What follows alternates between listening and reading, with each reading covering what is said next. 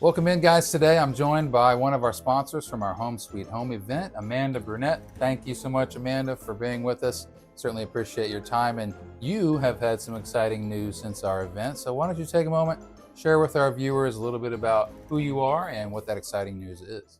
Yeah, absolutely. Thanks, Greg. I am a realtor here in Pensacola, and I just switched over to Epique Realty.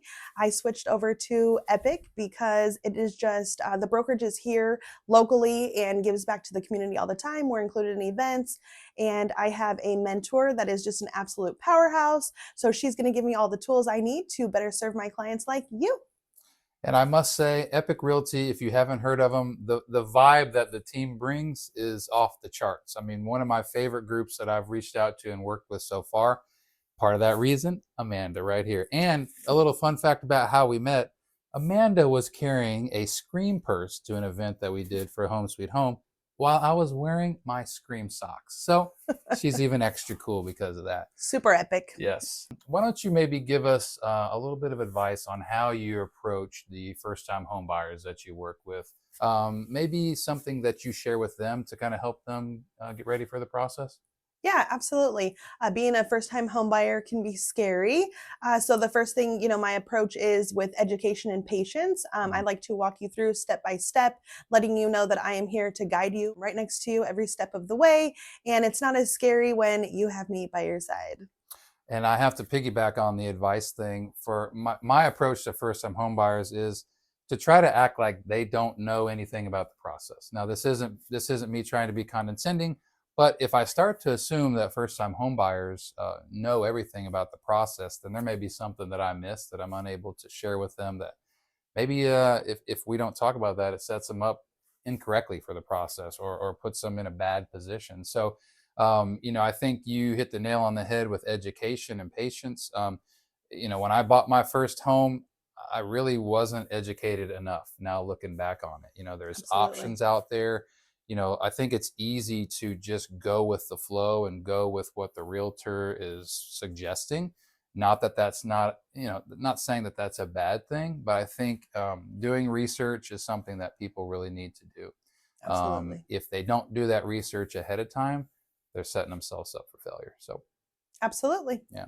Now you mentioned this could be a spooky process. Now, do you happen to have a maybe a scary story as it relates to real estate that you can share?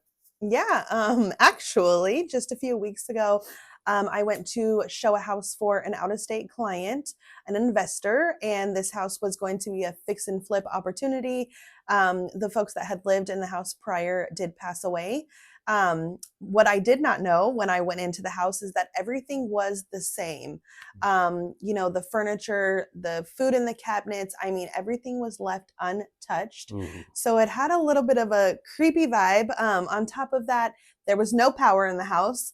And Ooh. like I said, it's like a fix and flip opportunity. So, the house is a little bit creepy, but the vibe inside was just that much more creepy. So I took my video real quick and I ran out of there because you just never know if that guy was still watching me. So, yeah, That's a great story and something that I'll share kind of on my side of things on spooky things as it relates to the mortgage world. Last year we had a client who was preparing for closing day. She reaches out to me and calls me and says, "Hey, can you verify that this information that I'm getting in this email is correct?"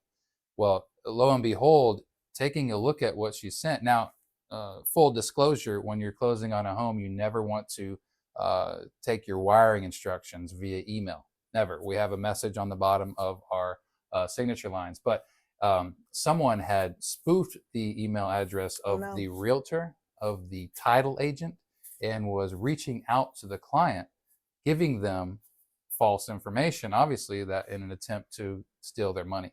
So just keep in mind, things, we live in a spooky, scary world out there, not just around Absolutely. Halloween time.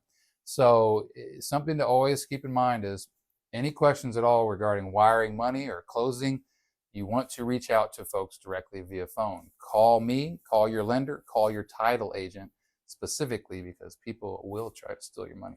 That is pretty crazy and Yeah, pretty scary. yeah. So, great Um, advice. Thanks, yeah, Greg. absolutely. I mean, what would you say is the spookiest part of the real estate industry for maybe you or for buyers? For buyers, it definitely is, I think, just taking that first step. You Mhm. know, real estate is scary. Buying a house is scary. It's quite literally probably the most expensive thing that you're going to buy in your lifetime. Absolutely. So, you know, I think just taking that first step and, you know, talking to a lender, see if you can get a pre-approval, finding a real estate agent that can help walk you through every step. So I really think it's just the first step of, you know, taking that leap to buy a house. Yeah, the spooky part's the unknown, right? Yeah. Because it's the first time you're diving into this market. Again, it's the education piece of thing that I think that you and myself, folks in this industry, can certainly strive to do better. We don't want uneducated buyers. We don't want scared buyers going into this. This process is supposed to be a memorable one for the right reasons, not for someone stealing their money or for someone, diving into this uh, uneducated, right? Yes, absolutely. So, all right. Yeah. So let's turn this to some quick hitting content, if you will, right? Halloween season. These are the things that our clients want to know. So, step number one, question number one: what is your favorite Halloween movie? This is very important, by the way. Very important. So I do have a couple. My first like kids Halloween movie would be Halloween Town. I've been watching that since I was probably 5 years old or whatever year it came out, because I'm sure it was back in the 90s. So I love that. I share it with my kids every single year. And then just really just any scary movie, the Saws movies, Scream. I just like to be scared. So Yes, scary excellent. movie for sure. Okay. Let's go. Favorite Halloween candy.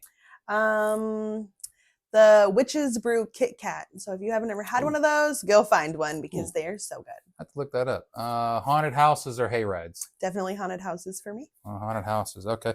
Pumpkin pie or pumpkin beer? Definitely pumpkin pie. Pumpkin pie. All right. Yeah. So pumpkin patch, have to go or maybe next year? We have to go every single year. My kids go and pick their pumpkins from the pumpkin patch. So we'll be going not this weekend, but the next weekend. Definitely. Excellent. I might know the answer to this one, but Halloween or Christmas? Definitely Halloween. I'm a spooky person at heart.